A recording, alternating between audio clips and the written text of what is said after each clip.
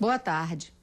As cenas mais impressionantes vistas essa semana na televisão brasileira, e não apenas na televisão brasileira, mas em toda a história das tragédias climáticas do país, foram, sem sombra de dúvidas, a tragédia acontecida no Rio de Janeiro, nas cidades serranas de Teresópolis, Petrópolis e Nova Friburgo. Até hoje, sexta-feira, o número de mortes oficiais são 509.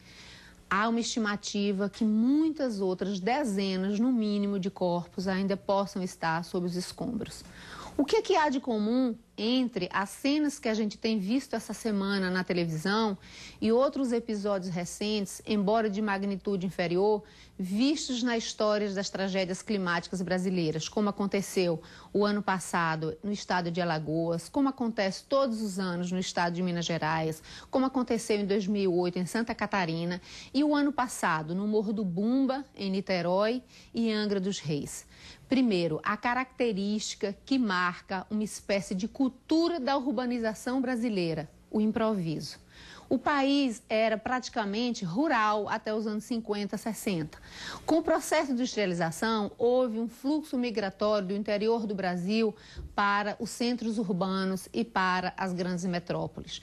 Com isso, cada um ocupou a cidade como quis. O povo, por necessidade, foi morar onde podia. Os mais ricos, por oportunismo, escolheram lugares privilegiados em termos de vista, mesmo que fosse nas encostas, para construir mansões e condomínios de luxo. E o poder público, por sua vez, agiu com uma certa leniência, porque a marca política brasileira é o do populismo, é deixar as pessoas como elas querem para não perder votos. No entanto, a partir do momento em que todo o planeta hoje vive sob a ameaça de grandes mudanças climáticas, é bem provável, e isso é a ciência que diz, que a partir de agora esses fenômenos, essas tragédias climáticas tendam a acontecer com muito mais frequência. Estamos vendo, por exemplo, o caso da Austrália, onde cidades imensas estão submersas e tendem a desaparecer do mapa. Diante disso, o que fazer? Primeiro, acho que de uma vez por todas, o país encarar esse processo de forma técnica, política, em termos de planejamento urbano, em termos de planos diretores, e não apenas que o povo fique olhando para o céu, rogando a Deus com medo que os proteja das catástrofes naturais. Hoje a gente vive numa sociedade completamente tecnologizada, onde não há sentido a gente não ter uma previsão de índice de chuvas, de índice pluviométrico, e no sentido de fazer com que as defesas civis, os corpos de bombeiros de cada estado, de cada cidade, de cada país, não possam alertar as pessoas.